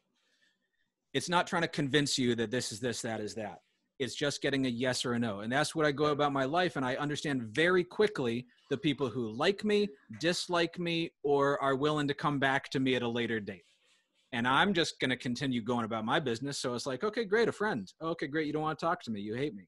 I'm glad that we're very clear about it. Okay, you're open-minded, but you definitely don't want to interact now because you're a little scared. I get it. So I like that. So there's a constancy and authenticity and the willingness to meet somebody halfway, as opposed to allowing them inside of your center of self-worth. That place is not open for business. That place is something sacred, right? No, nobody's allowed in there. Right.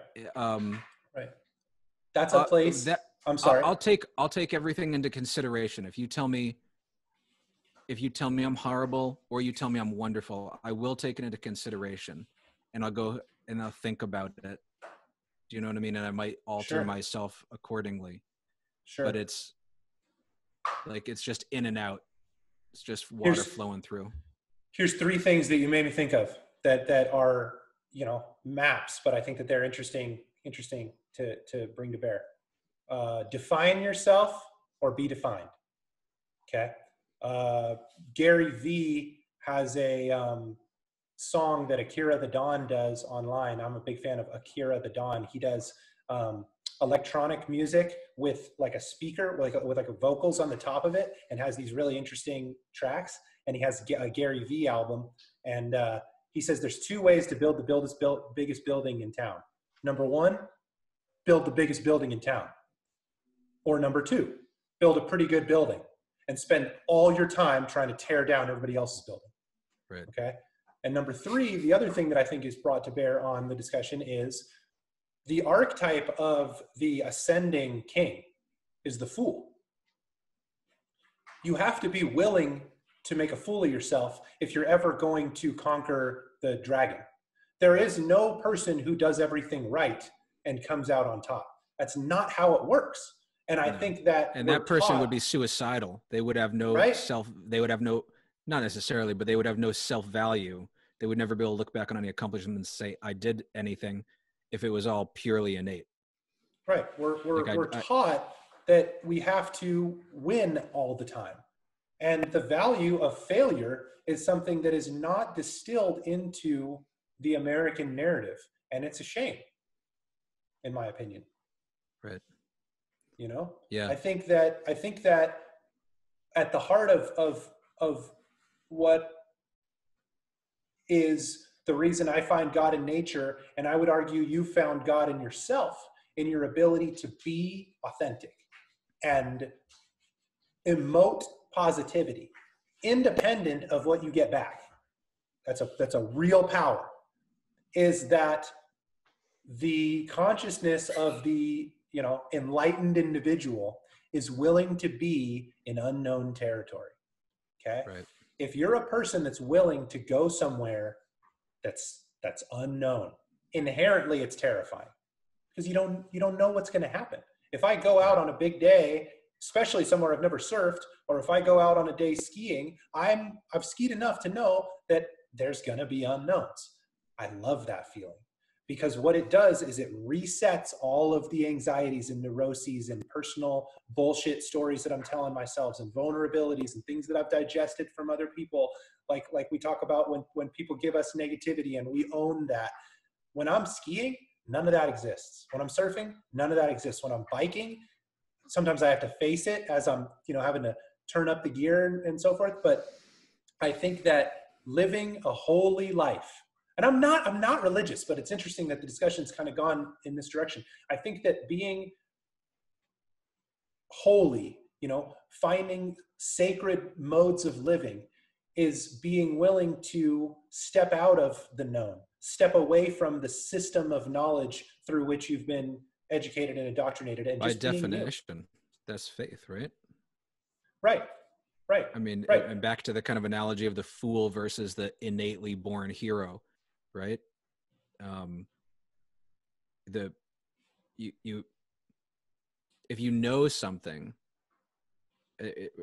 just period end of story, it's like, what's the value in that versus every time you're willing to step into the unknown,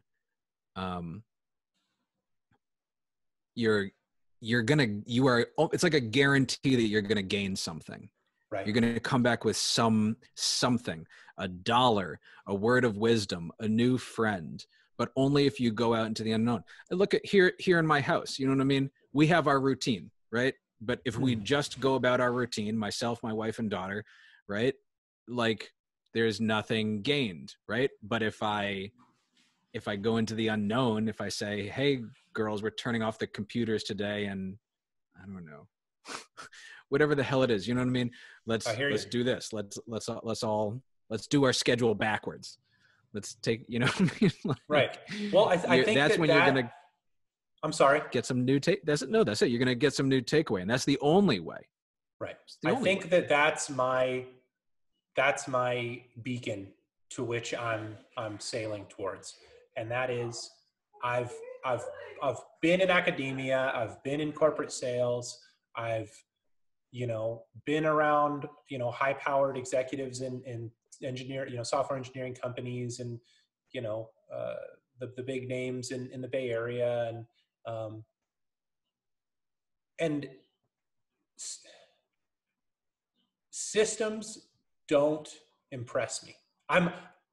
I'm at the very same time willing to acknowledge the brilliance of those that are able to program, hugely complex systems of computer code. Like, I don't want to take anything away from people that have built, like Aristotelian materialism,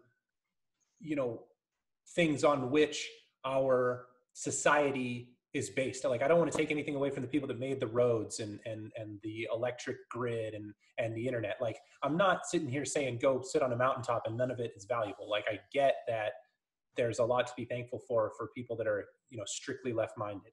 My point is, the benefit of right-minded awareness is that it's the antithesis to anxiety, depression, and mental illness. And I think it's a part of the narrative that's left out of the Western ethos. We're taught, be a doctor, be an engineer, make things, do things, make money. It's all stuff. And hey, if that's your jam, do it. More power to you. I hope you make $1 billion. You feel me? But there's another side. Mm-hmm. Right. And I should say too, when you say, why am I who I am?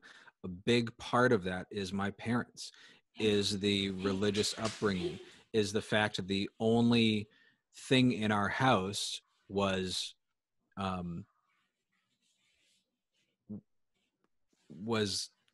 God is real, God is good, fucking period, end of story. We're not rich, we're not pretty, we're not popular, we don't have a nice car, but we have this thing, huh? That's endlessly valuable. We have God is endless. Yes, perfectly said.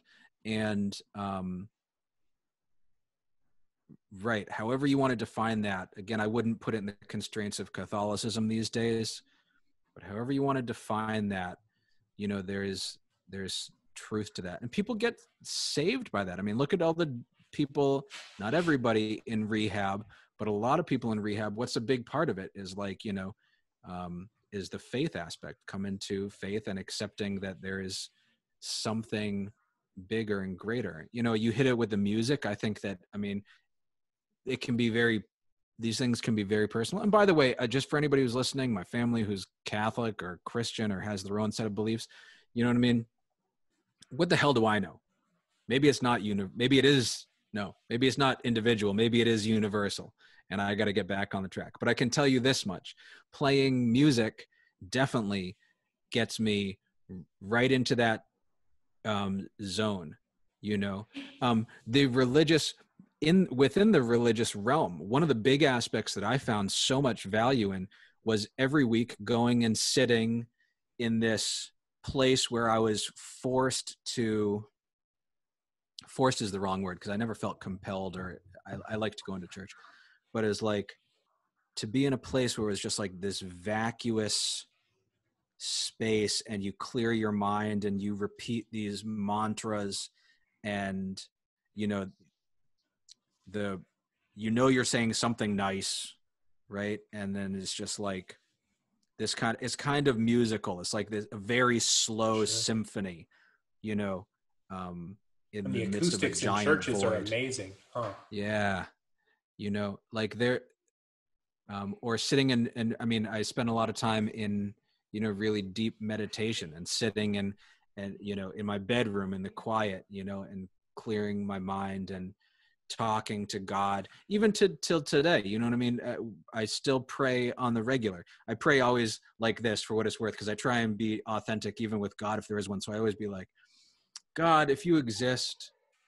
That's how I like to start my prayers. And then from there, it's like, whatever, you know what I mean? Like, kind of, God, if you exist, I'm just going to like sit quietly in your presence for like a moment, you know what I mean? But those experiences I never would have, I don't know if I can't say I never would have, but those experiences were definitely brought to me through my religious upbringing. And I really took them seriously. I only left the faith when I was 30 because I married a woman who was divorced, which is like out of line with Catholicism. So Oh, I just okay. like, I met my wife and I really liked her and I was like, damn, I'm signing on right away. And, I mean, I was so into the Catholic thing because I'd never done anything or wanted anything that was kind of outside of the constructs, you know what I mean, of that. Sure. Like I never had Sure. any moment where I was like, this is wrong, you know. It was like, okay, whatever, take it all with a grain of salt, that's fine. The results are good. I'm getting good results from all of this behavior. I'm getting good personal interactions from this community. And you know, there's nothing that they tell me I can't do that I want to do, you know what I mean. So until I met Rosie, then I was like, I want something else. So like 2 minutes later I was like, I guess I'm not, I can't be Catholic anymore. So it took me like 10 years to kind of reconcile that. But yeah, I don't know where I was going with that anyway, but I like that's it. kind of I where, like it. why I stand where I stand today, you I know. think I think one of the values that you bring in me is the recognition that I have the power to build community outside of the tenant that one needs to join community.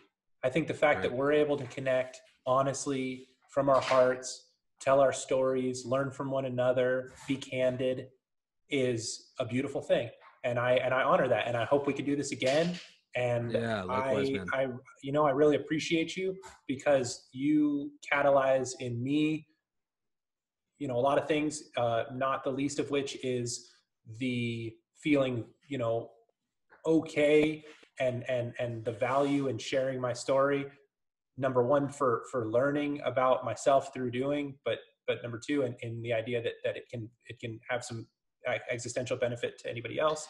Yeah, sorry. Before we go, No, you're good. if I just take 1 minute, I just wanted to do this Please. before, but the conversation just moved past it. I want to recapitulate your story in like 60 seconds Yeah. because I like it. I like it. Okay. You, in your young days, your life wasn't perfect. You had some young difficulties, but you found that you were able to proceed forward in the games of life by learning to play the school system or the job system. And then you found that you were able to do very well at those, and the satisfaction wasn't coming with it. And at the moment when you got into surfing very specifically, and being where you had to be responsive to the moment, and there was no human built game, there was just the realities of reality. That's right. That's right. To either enjoy or be defeated by, to play with. And that moment, once you kind of hit the top of the game and then you said, well, fuck this is someone else's game and this is all contrived, and I'm much more enjoying being in the moment. And you kind of just signed off on which direction you want to choose at that point. That's right. I like that story a lot. Well, I appreciate that. Yeah, It's man. it's still going on. You know what I mean? It's Yeah. it's Well, not static. It's ever evolving, and I'm falling on my face and failing on the regular. But that motivation, continues forward. That ability to go out into the river or the mountain or the surf is still there. And that's my wife there. yeah. There's Is definitely a lot of people who can connect with that, by the way. I'm sure that well, I hope resonates so. with a lot of people who were taught and shown and tried a path. Certainly I know it in my field. There's a lot of people in the commercial field who, from my estimation, they want to play a big game, a big boy game, and they want to come home with dollars in their pocket to show it to somebody. You know what I Right. mean? Look at me, And okay, go for it. But you're going to find at the end of it that even if you defeat the game, even if you're guy number one in someone else's game, that's not a reason to live. That's not the top of the human experience. Right. I beat a lot of video games in my life, and I think that whenever you defeat any system, it's the same feeling. You're kind of like, well, that was a waste of time, huh? That was it. Okay. Yeah. Yeah. Yeah. No, I feel you. I remember beating video games myself and being like, fuck, I just wasted like 100 hours of my life and now it's done, you know? And the thing about surfing is when you drop in on a wave, it's through an understanding of the superordinate confluence of factors. And I think that there's a real living metaphor to music. Like you need to have all of the dexterity and knowledge in your left hand. You need to have all of the requisite skill in your right hand. You need to understand the instrument. When you're surfing, you need to understand the wind, the current, the tide, the rip, the swell direction, where the shallow part is, where the peak is, you know, and when all of that stuff comes together, and it comes together through an emptying out of all the just like you were saying about being in the church, when you're and every serious surfer will tell you surfing is their church. Everyone. Ask any surfer if they go to church when they're in the water, they'll tell you they do, because it's the exact same thing. You empty out all of the thought and you enter into the feeling. And when you feel it, and now there's all the prerequisite thought to gain the skill, right? But once all of that comes together, once in that the game's moment, on, you feel me? once you're in front of people with the guitar and they're expecting some noise. Right. But you're not playing a game with the guitar. The guitar isn't playing games. The guitar it's the just guitar you. is It's go time. And when it's go time and you're standing up on that wave that's transient, right? Part of the thing that's so meaningful is it's not there forever. It's not this idea of there's a system and the system is forever and you enter into it and you can become rich. It's like, no, that wave is there for 10 seconds and that's it. And then it's never going to be there again. And you can, and that chord only exists for the amount of time that acoustic environment will sustain it. As long as it rings out. You feel me? And that's beautiful. And the people that are there to experience it there's something magic. That's magic. That's the religious experience. And I'm telling you, man, when you drop in on a wave, the dissolution of the self and the connection, the pinging, the resonance, the harmony with the whole happens in the very same way that music happens. Yeah, and that feeling is something that's so much more important to me than anything contrived. And it's something that's accessible. It's not like it's part of a club. It's not like I have to go, join the Masons to get the free opportunity. You got to buy a board, but yeah. And it takes it's the pure, right? It takes dedication. It takes time. It takes the development of skill. It takes the assessment of risk, right? It's not the it takes the willingness to go out there and give it a shot and to be the fool and to fail. You have to have balls. You can't be a little gay boy and get in front of 25 people and play music. You have to be a strong, resolute, self-seated, powerful individual to be able to get up in front of people and play music. There's a soulfulness to that. And that is what animates me. And I'm faced daily with the cognitive dissonance that the popular media narrative is join the system, join a group, go and give my value to something established and get real already, get a job, and the other part of me, the soul, says, do whatever you can to preserve your autonomy, because your ability to experience the divine will diminish in the face of giving your time to a corporation. I can go drive for DoorDash and I can drive an ambulance and I can make a modest wage and I can be on the fucking mountaintop. I can speak with God. And this is not some woo-woo bullshit. You can too. And I would contend that when you're communicating with people that you don't know and just pinging them, when you're playing music, when you're thinking about the relationship you have with your parents, that's what you're doing. You're entering into the divine. And I think that that's something that needs to be revivified in America, because I think it's something that we're losing, and it's at our own peril, man. The East has not lost that. The East hasn't lost it. Muslims, Hindu, Buddhists, this is something that's ever present in their cultural narrative. It's something that is part of the fabric. I'm not going to discuss Islam on this stream. I apologize. We don't have to speak to that specifically. I'm just Oh my saying God. that. I'll go for hours.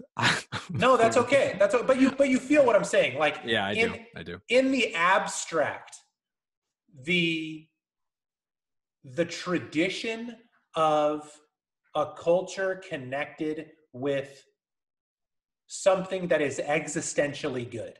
Okay, if your good is money, you're that's a dangerous proposition, I would contend. If your good is connecting with people, I think that that's fantastic. If your good I is would say, you know what? resonating and Whatever it is, you got to feel be me? willing to let it go. If your good is money, go for it, but you have to treat it like a wave. Like it's going to come and That's it's going to interesting. go. Yesterday I earned $1 billion. I'm the richest man in the whole world. I'm going to give it away at the end of the night and do it again tomorrow, you know? Sure. Sure. I So like that. I like that. Just accepting that all things come and go is is a is a source of wisdom and something that I have trouble with for sure. For sure I do. Because we want to hold on to something, right? We want to wear the medal. We want to right. we want to be the boss. We want to You we know want what's a to tricky get one there. is I'll just speak for myself. I'll personalize it. Is my relationship, and I would probably guess probably most people in their relationship. If you're in a romantic relationship, if you're in a partnership, right? It's very easy to want to put that in a box, to want to resolve all issues and have a static relationship. We Yeah, have that's a good interesting. relationship. We had a big issue. We worked through it. Now we have a good relationship right here in this nice box. Do you know what I Right. mean? I Right. can take a breath. There's a wave to surf. There's a jam to jam. No, we worked through it. Now the waves are coming again. And now something that looks just like it is coming and crashing on my head, and I'm going to work through that, and I'm going to surf through that. Your wife's from Brazil, right? I So do. my wife's from Brazil. A fiery fucking She Latina. is? You know what I You're mean? married to a Brasileira? Oh yeah, oh yeah. Do And you you know what I follow mean? Portuguese? I do. I follow um pouquinho His wife's português, Portuguese. and That's is from hilarious. São Paulo, and She's from Sao Paulo. She's from Araraquara, which is an hour south of Sao Paulo. uh, so we go down to the south of São Paulo to go to the beach down there. Um, but I mean, like, this is I come from the tradition of keep it quiet, turn the other cheek, just be nice, and there's value to that. But then the other side of that street is what I laid out, right? Is the problems there that lie therein, and then you have the Brazilians and the Latinas who just, Yeah, at they're a least different in breed, my aren't they? experience, yeah, no, there's a problem in this family. I'm going to take off my flip flop, you know what I mean? And mom's going to fix the problem, you know what I mean? So, um, anyway, that's a great wave to ride, you know? That's beautiful. I like the way you're speaking of that because I haven't conceptualized it that way. Thinking about the journey of life as being a surfer, being a musician, as opposed to being something static. Like having the archetype of ourselves be a Let's say person. not being a surfer or a musician, let's say surfing or jamming. Right. Being the Yeah. verb, Because like there's a doing difference the too. thing. This is where I think a lot of religious people get tripped up, by the way. Sorry to interrupt you, No, but please. I'll keep it quick.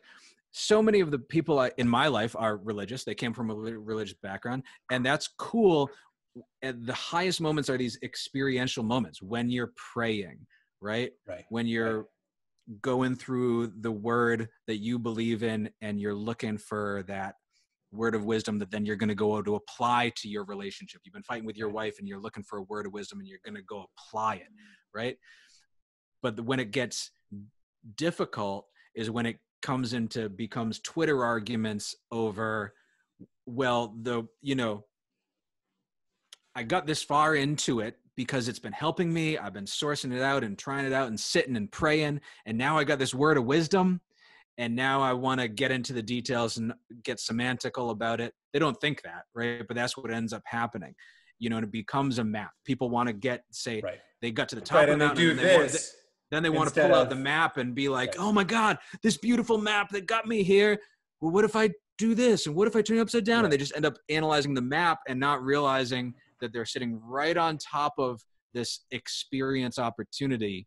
Right. Again, there's a difference between being a musician and playing and being a musician and and studying, which is maybe a different, maybe bad example because there's connection with God in the studies and the learning as well. But regardless, the experience, the surfing, yeah, the jamming, the praying, right, sorry. Right. No, don't be sorry. We are verbs. We're not nouns. I like that. Yeah. We are what we do, and I think that is something that gives me strength moving forward, is that I can define myself moving forward. I don't need to exist static in my mind. And I think that takes courage. That takes the willingness to accept the possibility of failure, because an insidious argument that I've made to myself, and I'm sure that others do as well, is I can't fail if I don't try. Well, yeah, but that's a shitty way to go about life. And I've been there. And failure is not that bad. Like we say, when we face the unknown, when we face our own demons and the darkness of, doing something that failure is an ever-present possibility, is transformative, and it gives us value. And if we stop trying to give up the definition, so, just go after, when we go after the experience, after the movement, you don't need to define it. And therein too, the failure doesn't matter. Like, oh, I totally fucking failed. Okay, great. Back onto the experience horse, right? Oh, I totally fucking killed it. Like, now I'm going to feel these feelings, sure. And then immediately on to another experience. This doesn't define me, because that shit is gone. It's 10 seconds ago and it's gone, Just the next experience, and there's never a definition. Right. Just. Right. I think we have a part of ourselves that wants to categorize and define and assess meaning constantly. And the relaxation of that instinct is a powerful state to enter into, that meditative state of turning off your mind. Just being. Yeah. Like you said, out on the wave. Yeah. I find that I get there through rigorous physical activity. I can get there with cannabis. I used to smoke a lot. I moved to tincture. I'm detoxing now off it, and amazingly, it brings up past demons that I'm working through. But I feel when I'm there, and I would like to more fully open the door to that place, because I find that it allows me to have more in my life. And I think that being able to meet you and have this conversation is a symptom of that. And likewise, 100%. It's heavy, man, because the thinking mind wants to put everything in boxes and try to plug everything in and to just relax that. Yeah, right. And figured it out. Right. Like, and maybe you did. Maybe you figured it out and you put it in a nice little box. Now I'm going to put that box on the trail of time and move forward. I'm not going to glue it to my forehead like, the Jew with their phylacteries. Your little box on the forehead. Well, anyway, I want to... No offense, Jews. There's a good side to that too. There's a good side to that too. It's a good way to do it and a bad way to do it.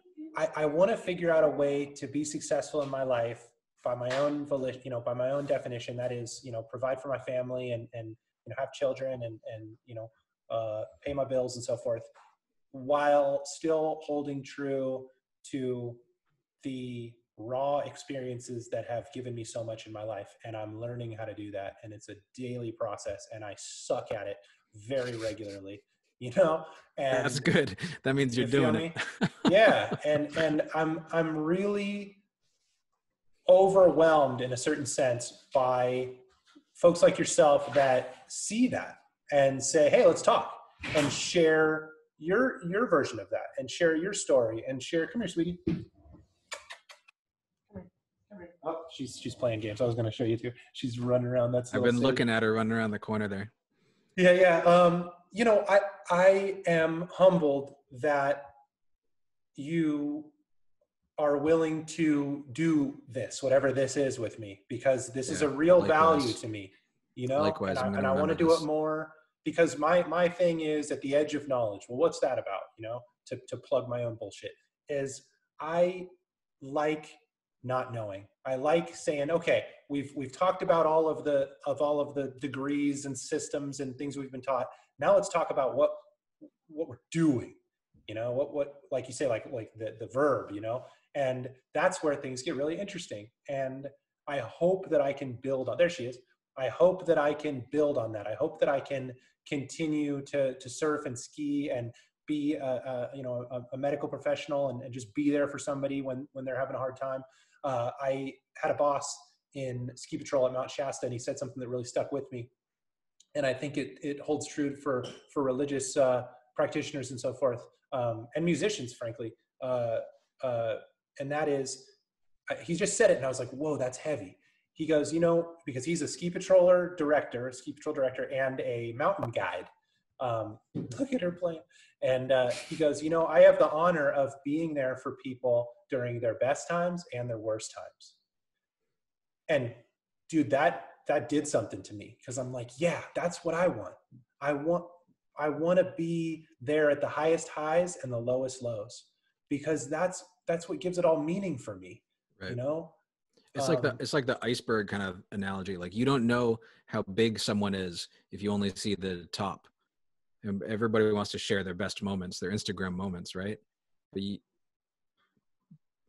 even if it's humongous, even if it's the biggest mountain on the world, you don't know how big they are if you're not seeing their lowest moments too. You know, that how big that span is. Right. You know, and I think that that's really important in a day and age when so many people are struggling with opiate addiction and suicide and depression and anxiety. It's a fucking epidemic in the United States, you know, not to, no pun intended given COVID right now, but like, it's a real problem. And I think that the lack of and COVID is exacerbating it. People are committing suicide. Right. You know what I mean? Right.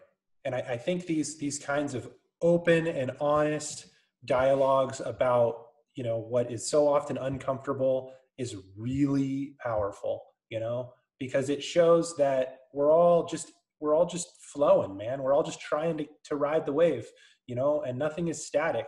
And I think it's a mistake to think that, we're static and then the other person that we're evaluating is static. And if they're greater than we are, then we need to judge ourselves. It's like, no, we're all just in the ocean, man. We're all like, I don't know, a good metaphor to kind of put it in a box, but like, that's why I'm so intrigued.